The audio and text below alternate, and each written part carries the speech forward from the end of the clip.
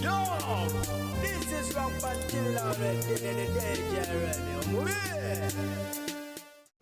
Yes, olunaku olwaleero bwo obwakabaka bwa Tooro bugenda mu maaso kubanga tebujaguza amatikkira ga Rukira Basajja Omukama oyo nnyimba Kabamba Iguru Kidi owookuna yes era nga gano ga mulundi gwa 29 kansuubire nti oli bulungi omulungi omwagalwa yonna najjo sinzidde okuba nga te oneekomeddeko okwalirizako wali okupijjedanyisa nkangamba nti okola kyamaanyi nnyo nnyini ddala okuba nga te otumbudde muliyo muti eyo era bigenda bitya yes katubeere ng'ate ab'Etooro tubaagaliza olunaku olw'amatikkira olulungi okukamala. Waliwo akatambi akatambula ku mikutu migattabantu era akatambi ako kakwatibwa ku lunaku lw'Essande mu Kisenyi ku church emu yes abantu baali mu service omukyalo yambadde ekiteeteeyi ekimyufu ategerekeseko aga Agnes Nalubiri bw'atyo yajja ku church awo wabweru n'abaako abaana abakulukulu babiri be yayita n'abatuma omwana omuto nabo tebaali babi ne bamuleetera ka baby girl kano koolengera bw'atyo omukyalo oyo n'akwata akaana k'abandi n'adduka nako n'akulita nako naye yali akwatibwa ku cameras wenjogera poliisi yamugombyemu obwala era nga kakati atemeza amabega wa mitayimbo omwana abandi yali amutwalawo bamusaddaka nze naawe naye nga kyolina omanya abaana buli lukya bongera okukola ki okubula abazadde mufe ku baana ne woba ogenze mu kyaki ne woba ogenzewa kuumira amaaso go ku baana bo. Oluvannyuma lw'omukyala Gabi Ntate okulabikirako mu katambi akamu bangi bakonkuludinze nti ali lubuto okusinziira ku ndabika y'essaawa eno wabula ng'ate ono avuddeyo bino n'agenda maaso okuba ng'ate abyesambaga n'agamba nti nze si lubuto naye kiri okke ne wemba nduyina kubanga abaana baki balungi naganze gumulaba nina ekirwadde kya thyroid n'agamba naye bw'obanga totambulangako lugendo na kirwadde kino kyenjogerako obanga tobeerangako na relative yali abaddeko na kirwadde kino oba kirina mukwano va mu lubuto lwange naye bw'obanga omanyi nti wali oyiseeko mu mbeera y'ekirwadde kino olyoke okubeera ku lubuto lwange naye obanga tokiyitangamuko va ku lubuto lwange essaawa eno. N'agamba nti abantu tubeera wano ne tusirika ne tuteekako feesi ennungi zino feesi ennungi ze mulaba zikwese ebizibu tuyita mu mbeera enzibu ekintu oba tokirinaako bukakafu totandika kukyogerako na kukirumiriza n'abategeeza nti naye nga mu byonna temwerabira nti Yesu Kristo ye muwonya era nsabira buli omu agenda mu maaso okuba ng'ate atoba n'embeera ez'enjawulo ye bw'atyo bwe yabategeezeza she is not pregnant naye mulwadde era n'abasaba musabe. So, nange nsaba tusabire abalwadde bonna ab'enjawulo babeere nga Mungu abawonya. Naye ng'ate we twogera ye omukyala amanyiddwa nga Osinachi Kalu Okoro Igibo okuva mu ggwanga erya Nigeria gwe gomanyi nga Sinach yakomyewo dda mu ggwanga lya Uganda era nga atuuse olunaku olwaleero ajja kubeera awo ku hockey grounds e Lugogo era nga ono muyimbi muwandiisi mubuulizi wa njiri byonna ebikwatagana ekyaki era ng'ekintu akimazeemu ebbanga eriwera ddala lya myaka 3. Ye activist Buwembo yes ono ateereddwa oluvannyuma lw'ennaku 157 wabula nga yali yakwatibwa olw'ensonga z'okubanga alumiriza sipiika ku by'amabaati g'e Karamoja era ng'avuddeyo n'ategeeza nti agenda kusuwinga sipiika wa paalamenti olwa damages z'atadde ku bulamu bwe era ng'agamba nti damages ezo zibalibwamu obuwumbi bw'ensimbi 10. Buwembo agamba nti bwe yakwatibwa yayisibwa mu bintu bingi nnyo era nga yakosebwa ye ng'omuntu so ssente ezo azeetaaga omukyalo oyo Anita Among sipiika wa paalamenti abeere ng'ate azimuliyirira agambye nti kyakubiri ku kyo ayina obukakafu obulumika oba obukakasa nti sipiika wa paalamenti mubbi era yabba amabaati g'e Karamoja. So ng'ate ye omukulira Kaguta Museveni bongedde okwolesa ku ebyo by'azaakolera eggwanga ly'e Uganda ng'ono nno ye bw'ati bw'akikwasaganyizza. President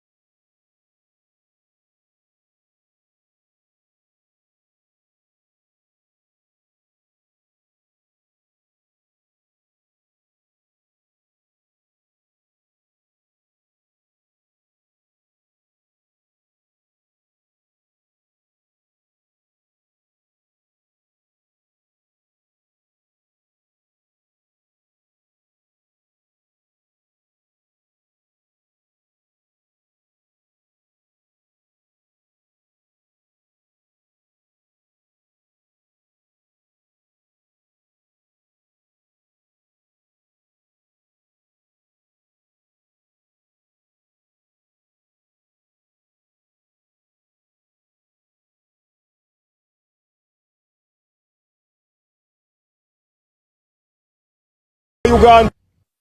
Jebuvuddeko awo twakuba amazaalibwa ge emabega era ng'omukyala amanyiddwa nga Catherine Kusaasira ng'ono yaliko presidential advisor weewaawo ayagala kwesimbawo ku bwa Women MP Buyikwe District era nga ali mu nteekateeka za kuba ng'atuwa Kivulu wali eri ku Sheraton Gardens ku lunaku Spice Diana lwategese yavudde n'agenda maaso okuba ng'ate amuwaamu akayimba k'amazaalibwa. Happy birthday to you. Happy birthday to you. Happy birthday. Happy birthday. Happy birthday to you. Happy birthday to you, His Excellency the President of the Republic of Uganda. Tukwagaliza amazaalibwa amalungi bannange bannaluwero mwenna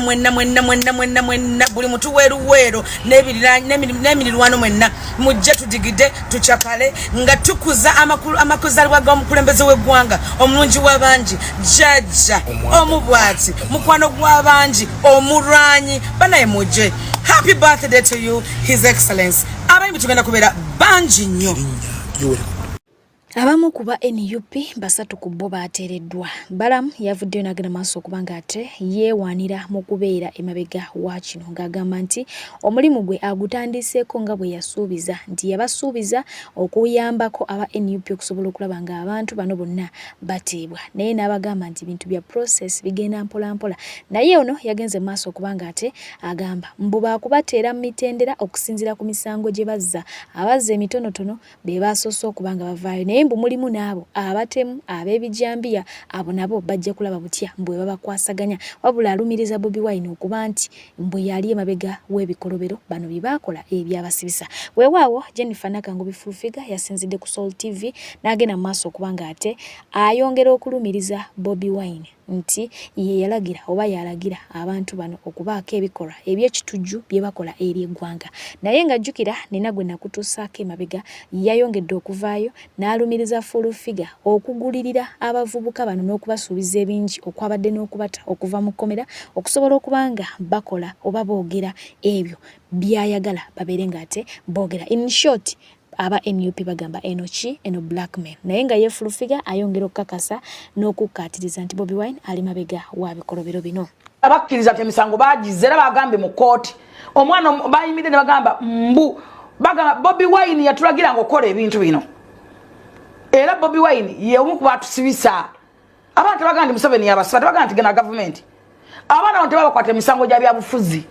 si political prisoners era bonogana boza political prisoners tebajja bakkuwa abaana bano bagamba bakwatibwa ne bomu enkolerere ze bakkiriza bakwatibwa n'amasasi ge bakkiriza abaana bano si ba Luganda tebaba bajja wamu baba bajjanga mu bifo ebyenjawulo abaana babasanga nga bateze bomu bo bennyini batulisaako ezimu ne batuusa n'emmotoka za poliisi era babyeyogeredde awatali kubakaka awatali kubagamba nti mwogere kino oba mwogere kino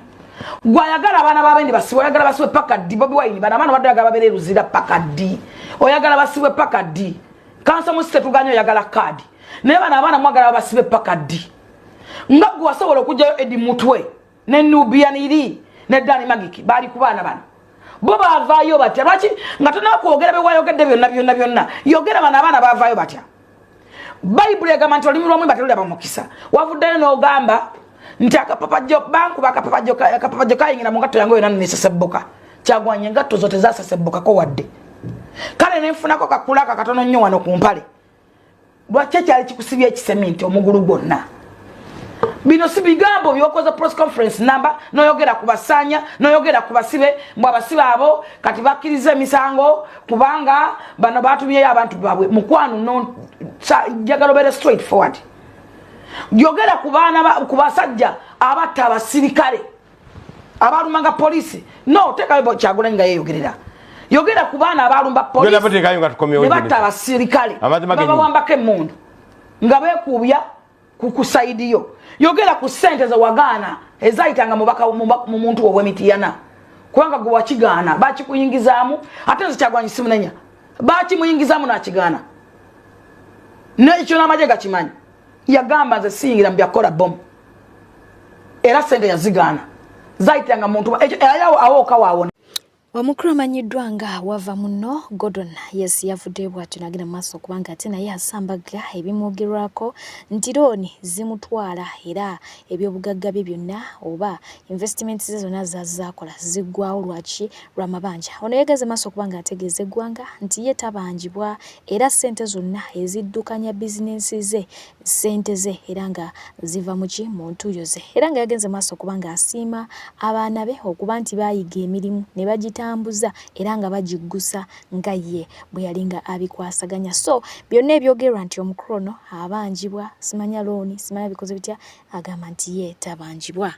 Mwana muleza amanyiddwa nga Sibitoka bw'atyo naye yeesowoddeyo bw'antooga agamba nti obw'Amakindye West Road Councillor abwagalako kopi ba tiktokers nno bongedde okutabuka akalulu 226 baagala kayingiramu ddala. Twalaba Sefuko yajja oli omwami omusogo oli ate twogerera obugambo obunyuma erinnya lye ndyerabidde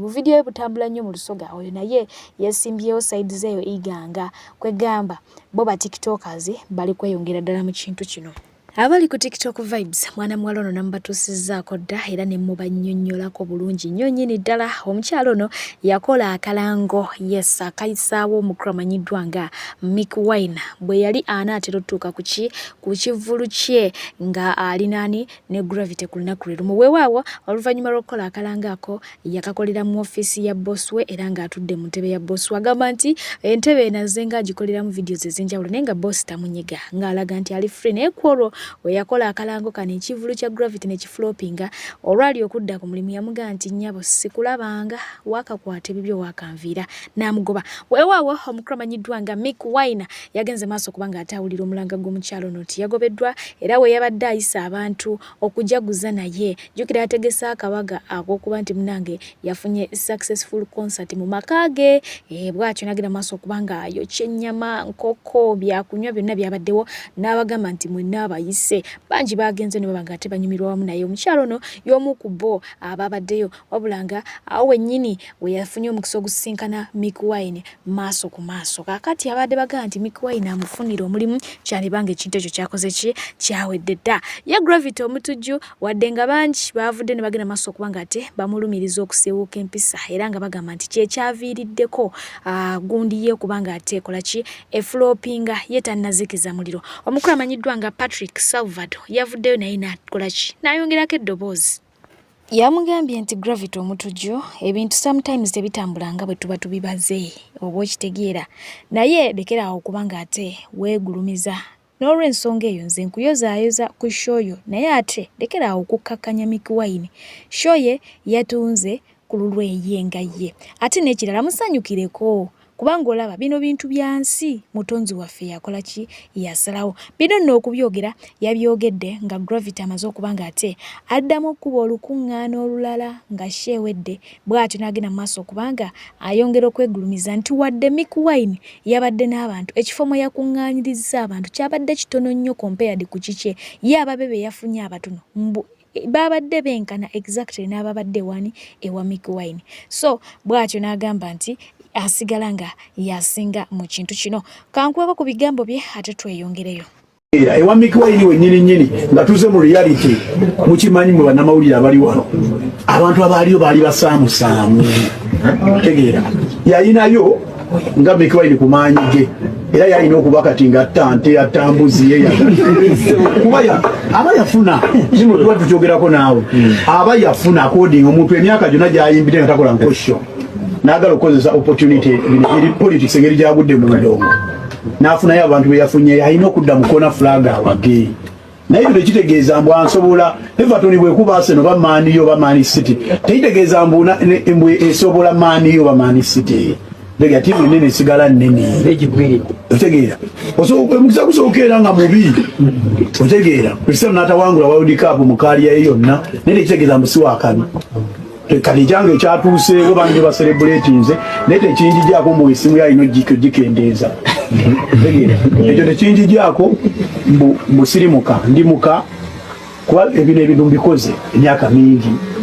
tegeera ogumu gwatagaddemu naye era still nsigala ndi strong era nga mbasuubiza next year tuddayo. Ennaku zino social media edduka speed ya kizungirizi. Wenjogera waliwo abasituse dda ne bagenda mu kyalo ewaba Gravity. Yes, gye baziika taata we okubijja eri basengabe ne bajjajjaabe. Era nga bano bagenze mu maaso okubanga ate bamusaba mbwaddeyoko kubijja azimbe kubijja nga tannaba na kuzimba ki ddwaliro. Mu bufunze baalabisizza Gravity omutujju mu ngeri emu oba endala. Bwe twogerera tukoze enoonyereza wano aba Gravity tutuuseeko ewaabwe era ewaabwe wano gano ge malaalo ga kitaawe gano ge malaalo mwetegereze bulungi amalaalo gano ga kitaawe Gravity ono yesengaawe yono sengaawe temugamba nti ate yesenga omuyita otya mama Wabuyu Girisomu wabuyani Girisomu Wabuyu Girisomu akuyita senga tutuuseewo ewaabwe awadde kituufu Gravity ayagala kuzimba eddwaliro Busaabala naye nange jangu ozimbeko eno ewammwe ki eddwaliro jangu ozimbeko ennyumba njereere senga wa Gravity aligamba jangu ozimbeko eno ennyumba oyogera mu lulimi luli lwawuli njotongoleho n'ennyumba mwana wange kwegayiriye njotongoleho nga n'ennyumba walomye nga ati n'ennyumba ya Wabuyu yes eno bayitayo batya wano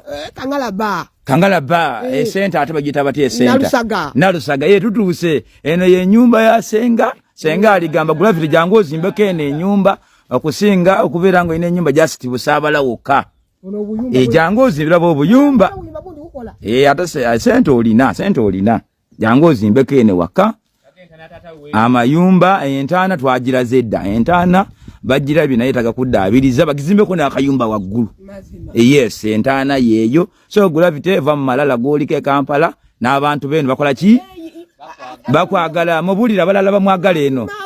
jaja wojunika kwenda nnyo Kaliyeba kwenda Filipa kwenda bani bose bakwenda yes njokoleke n'ekyo mugaso mutalo mahati Wabuyu gakola ali kwemba emuwulidde mama yogera mu lunyere lwennyini gye bazaala Gravity waka nti ava mu malala yakoze ekivulu ne kimusala butadde eno jango deno ekivulu ki oberengo tandika okufuna abantu abanyole basho kitegeza abantu bewaka muri banyivu we twogera wana ndi ni jaja wa Gravity omuyita otya Gravity Gravity muzukulu mubuuzeeko agenda kulaba mubuuze gweyogera anadamu ajja kuddamu gweyogera mubuuzeeko nti Gravity mubuuzeeko mu lulimi luli mubuuzeeko mu lulimi lwammwe Gravity oli otya ojebali yogera mu luli olunyoliya ayinza okwerabira tokifuako gwe yogera mu lunyolo abiwulira otyesewo oliyo omulamu nga tayogera gwe yogera katugenda mutwalira abirabe twogera tuli aba Gravity wakawana yajjajjaawe era yeno compound yabwe amaka ge mulengera eri gye bazika taata we naye tuligenda tuli kulambula tulabe bano bataata be awo kirungi yeno family okugenda okayumba kali abo baganda ba Gravity bano kayumba baganda ba Gravity okay katugenda tulabeko ni muzeeyi uli eri kangenda ye muzeeyi mangu omuzeeyi wange ogamba otya oli bulungi bangambye mbogo taata wa Gravity era nga ndi njagadde okubuuzaako webali muzeeyi emirembe gigamba gitya tubeereyo Kampala eno ye wa Gravity waka weno wenyini kirungi nnyo nkulaba omufaanana ate ayinza olowooza ati yegwe ono taata wa Gravity omuto si bwe kiri yes weewale nnyo kutwaka Fifi the Queen yavuddeyo n'abako obubaka bw'awandiikira Nambwayo yes ku nsonga ze ne Suna Ben bangi kumwe mu comment section n'abalabye nga mugamba nti bingi nnyo ebyo sijjasobola bisoma nze nabisomye naye ŋŋenda kufunzizaamu bingi naye ŋŋenda kufunzizaamu tuggyemu omulamwa. Omukyala Fifi the Queen yawandikidde Nambwayo jjukira nti recently Nambwayo yaddingana ne Suna Ben era ng'omukwano gukola ki gubasaza mu kabo okitegeera bali bati Munnange omukyala Fifi the Queen yavudde nagenda maaso kubanga ate amulabula kubanga ebiseera bisinga abantu abali mu love tebawabulwa. Yamugambye nti first of all agenda asooke yeetunuulire mu mmira abeeko ebigambo byegamba. Ebigambo nga nti ndi mukyala mugezi, ndi mukyala mulungi, ndi mukyala alina omukisa, ate ndi mukyala ali hard working. Era ne ku lw'ensonga eyo neetaaga ekisingayo wabula seetaaga kisa. Okitegeera bw'atyo n'alyoka n'atandika omuwandiikira. Nambwaye wamala okwegamba ebigambo ebyo afumitirize ku zino ensonga z'agenda omugamba. First of all yamugambye Suna Ben alina omukyala omugole era essaawa yonna agenda waabwe wa mukyala oyo babeere ng'ate bamwanjula mu mikolo wadde ngeno bali mukwano omuyitirivu. Ye kyasinga okukakasa nti Suna alabika ali mu kulimbalimba Nambwayo n'omukwano mu ngeri emu oba endala abeeko kyakola ki kyaggusa. Wabula yamugambye amaaso ge gabeere mabikkule, amatu ge gabeere maggule era abeere mwegendereza nnyo kubanga emikolo gyo gikola ki gitinta. Era n'amusaba obutanenya nnyo mukyala Suna Ben gwagenda kukola ki kuwasoba kufuna mukadde kano omugole nti kubanga naye balabika balimba muki mulimbe. Naye mu byonna kyalina omumanya nti Suna Ben yamuleeta oba yamwekwatako olw'ensonga nti yali yakatuuka mu kibuga ng'ayagala kumanya kibuga nga bwe kifaanana. N'amwerippirako kati ekibuga akitegeera, buli w'abeera aba ategeerawo y'ensonga lwaki tatereera. Okiwulira mu buvunze liringa ddaala. Nambwayo lyali ddaala lya Suna Ben kwe yalinnyira. Yamala okutuuka gy'alaga takyakola ki takyalyetaaga. Era amusabye abeere mugumu nnyo bw'anaaba afunye amawulire ago nga gamutuuseeko oba ng'abirabye nti bbaawe akoze ki ayanjudde omukyala omulala akikole ku lw'abaana be kubanga mu mbeera eno teri agenda kubeererawo baana be okusinga nga ye maama era teri agenda bategeera okusinga nga ye ani maama. Wadde Suna Ben ye kitaabwe naye okulumirirwa yandibanga alina kutono kati ye maama Eva yatera okubeera ku paati enki ennene. N'amusaba yegendereze entambula ze byalya ne byakola era n'amusaba nti asikaali w'ewaka oyo akuuma ennyumba amwegendereze nnyo kubanga n'obutwa ayinza okubumuwa. So mbufunze kino kirimu okutwala obulamu mu ngeri emu oba endala. Nga Nambwayo amaze okugaanira mu nnyumba Suna Ben amugambye ennyumba kale kangule nkusasula onviire ogende. Nambwayo agaanye. Mu bufunze Suna Ben yaddayo ku drawing board n'amanya nti ono Nambwayo alina kumulimbalimba na mukwano okumusaba nsonyiwe muddire mbeeko kye mukola. Mbufunze Fifi the Queen alinga kyagezaako okubanga ate aportrayingirani Nambwayo nti kati essaawa eno baddawo bali mukwano naye talowooza nti ogwo mukwano gwe balimu gwa nnamaddala kubanga omwami ateekateeka kubanga ate agenda kukola ki kukyazibwa mu maka ew'omukyala omulala. Kitegeeza oli essaawa eno gwakola ki gwayagala ono alimbalimba mulimbelimbe abeeko kyakola ki kyamuggyako ba kyamunyakulako naye kyandibaamu okutwala obulamu kuba amusabye yeegendereza asikaali nti n'obutwa asobola obbukola ki obbumuwa. Kansubire nti Nambwayo yonna gy'oli message eno ekutuuseko bulungi nnyo era kansubire nti wagitegedde onoosobola oggijjamu ekyokuyiga ate n'otanyiigira bunyiigizi Fifi the Queen kulowooza nti oba oli awo ayagala kulisuuza musajjawo. Sometimes bino ebintu bibaawo omuntu bw'omwesibako ennyo oba n'obaako ekyamaanyi ky'omusuuza akuyiya mu ngeri emu oba endala, so be cautious. Mpozi yayongeddeko n'okumutegeeza nti agumire byonna ebinaava mu ekyo yeetegekera aba social media okumubuulinga okumuvuma okumwogera bino nabiri naye abeere ng'ate abyetegekera. Weewaawo omukulu amanyiddwa nga Mr. Kisemakula ye yavuddeyo n'atutegeeza nti bwe yali yakayingira endongo famire ye yamugobako n'emukika baamuzaalukukako okumala emyaka egi nanga nti music tebamwagala ekkubo lyakute tebalyagala naye munnange oluvannyuma lw'ebbanga baakitegeera mpola mpola ne badda mu ne badda mu layini y'omukulu amanyiddwa nga Chosen Blood. Bw'atyo mwetefutefu agamba nti naye agenda kubanga abayiwamuko ka concert essaawa yonna so ng'ate omukulu amanyiddwa nga Amoto Mbaranguzi ye yasazeewo kubanga abawa 25 years. Okitegeera ono legend super comedy azze abeerawo naye ono omusajja ye comedian. Okitegeera ayagala kubanga ate abatuuza ogende muwagire wabazze emyaka 25 abayiseeyiseemu kaawo. Weewaawo omukyala amanyiddwa nga Lydia Jasmine yeetutemuko ne Hafi ono yavuddeyo Jasmine agenda maaso kubanga ate yeewaanyisa mwana mulenzi onanna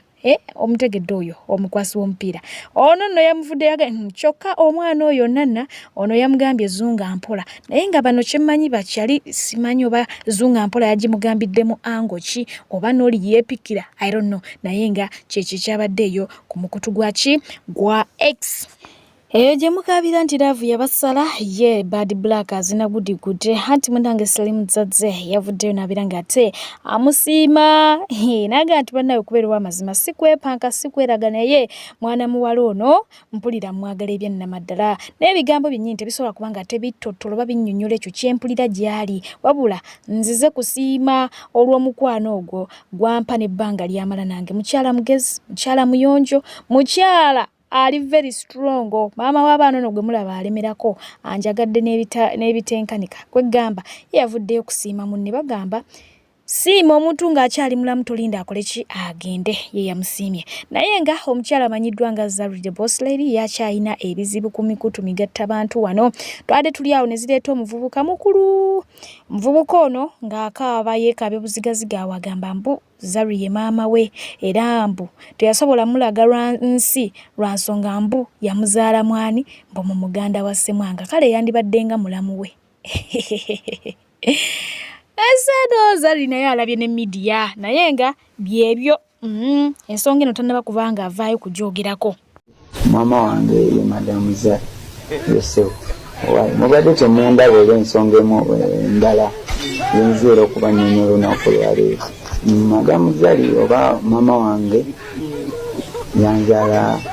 mu muganda wa Ssemwanga mugwe mumanyi nga Ivan Ssemwanga era ensonga lwaki temukuze nga temundaba nga mwana wa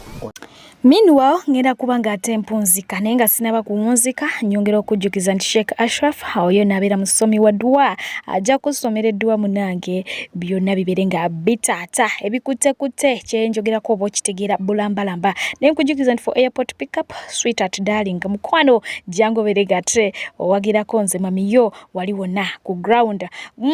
ngenda kubanga mpunzika n'ensonga yane y'omukramanyiddwa nga Lili Puzzle ono yavuddeyo kwanukula Kiseka gye byaviiridde wa ku live zaabwe ezo gye babeera omukrono gye yasinzidde n'ategeeza ku nsonga za ssente kulya ezo za musale byonna ebyo yayogedde ebintu bingi era nga ba NUP abasinga obungi batandise okumubuuza naye gwogwawa n'ayogera ku gravity ensonga za gravity nazo n'azogerako nti babandibadde tebatabula bya music waabwe kumutabulamu bya politics era bakoze bubi okubanga gravity yakoze ki ya flopinze ebyo nabyo nabyogerako mu ngeri ye weewaawo Bumalu Kiseka yavudde nagira maaso okubanga ate amwambalira naye nazza backfire naye ng'ate tetunaba kutuuka ku Lili Puzzle tulinawo modo oyo modo naye yavaayo n'ayambalira Kyagulanyi ne bamutwala bubi nnyo ku mukutu ogwa TikTok era yamaliriza yeetonze ndowooza lunaku olw'essaakola bye nali supposed baweerezaako ebyo mwana muwala amanyiddwa nga Plan B ono akonjera ba single mothers naye n'avaayo n'ayambalira Kyagulanyi okitegeera ng'agamba mbu atankana amasasi ga Kyagulanyi naye ne bamuyisaamu eggaali okumaliza nga naye yakoze ki yeetonze kakati no Lili Puzzle ye yavuddeyo n'ayambalira Bumalu Kiseka okuweereza Bade PJ nga bulijjo ate naba kubanga osubscribe nga mukwano osubwa subscribe gwe wali wonna ate ngeri ku TikTok vibes tuba tusimbula buli kadde so mubeere bulungi for now mbagala nnyo mweraba tulina bintu byoyinza kwogera ugamba ati ninga amataka ga simanyeza olinga amataka ga nnyoko nawe olinga amataka ga nnyoko goloza nze nyina kyenfiirwa bwenga kuvuma abantu ne bankyawo olowooza sirina kyembaako yadde n'ekyo nvumaayo n'ekirala nkikuddize nze bwemba naakuvuma n'ebyo Lili Puzzle bisooka ne bidda wali emabbali sooka ne mbiteeka wali ne ng'agwendiiringa naye muyaayi ayagala kunzitira mu firimu kanfaafaagane naye onzitire mu firimu onzitire wembadde nzija akawuga abaana bange bali amakaya gwe ng'oli eyo oli mu kuvuga uba ng'oli mukola delivery onzite abaana bange baboneebone gwe omanye ennyimba ze tukoze omanye ebintu bye tukoze oli eyo onzijonkera gwosobola gwe nze gwojjonkera ndi muyaaye omuzibu ndi muyaaye pure n'ekibaba nkuba olaba neefumbira n'emmere Zendi wa street. Itegeera. Ate jangu kuwe emirimu. kole wange jangu kuwe emirimu nkolerenga muvembi ekisibe emirimu njirina wano yine mmere yasigaddemu ojolye olye ku mmere eŋŋanda kati singa sibonabona kwata bintu nja kuwa omusaala ogumala njogere n'abantu kubanga bakuteekako mumaka ku airport tosobola kuyitawo ate naffe abakuwolereza adde tukwagala waliwo omusango lwe tulabanga munene nga tetugenda guyingira nga bwe bakukaba ku airport bwe vi tusigala kusaba kimwakira atebenkere emirembe n'emirembe mpaka Allah lwali musaasira n'avaayo jonkera ng'obala make sure tebakuteekamu X kuba bajja kukwata nga naffe tetulina maanyi nga naffe tetusobola kiyingira nga kinene kati jangu nga tebannakuteekamu X kukwatira wali tukuyambe yambe emirimu weegiri jangu onkolere wano ewange nja kuwa omusaala emmere yino we singa kati oli singa okola ki yino singa n'okulya olidde oli eyo we noofuuteeta olinga embuzi z'e Masaka abaakulira e Masaka mukimanyi embuzi ayogera bw'abi alinga embuzi erwadde obumwamwa bubumanyi ab'e Masaka embuzi yalwalwanga obumwamwa bweti kati bwe yalwalanga neefuna eno obuwunduwundu era nga jjajja wakugamba embuzi eyo muleete omusawo agikole kiyalwadde obumwamwa gwe bw'oliko obamanyi jangu kuwa emirimu n'emmere yino yasigaddewo oli vembi ekisiru nakugambye ndi waddipi enkadde y'abajjajjaffe anti wabadde ombuuza wengwa eri ey'abajjajjaffe bakawanga Semaogerere ey'e Masaka eya 1900 mu ndagaano y'olwenda gye ndimu nzikiririza mu Bobi Wine ninga Lutamaguzo we Nakaseke ndowooza otegedde siva ku sayidi y'abantu kye bagamba kye ŋŋamba ne bwekubba obukadde 10 nkwefuulira ndi mubbi wa ssente ndi musimbi wa luseke ndowooza otegedde olinga embuzi erwadde obumwama oli yogera bulungi oli kasirusiru ate gwe wabitandise ogamba sizi fire never katulabe bwonkyalisa yadde omuntu tosobola tolisobola olinga embuzi erwadde obumwama jangu olye emmere yino yasigadde wamaleeta agisule mu dustbin halidde emmere ali awo mirimu weegiri alinda bamuteekemu X olunaaba okutuuka ku airport bamuteekemu X bwe banaamala omuteekamu X jangu olya emmere guguno n'omugaati gwavunze kati singa olya biibino olyeko otereere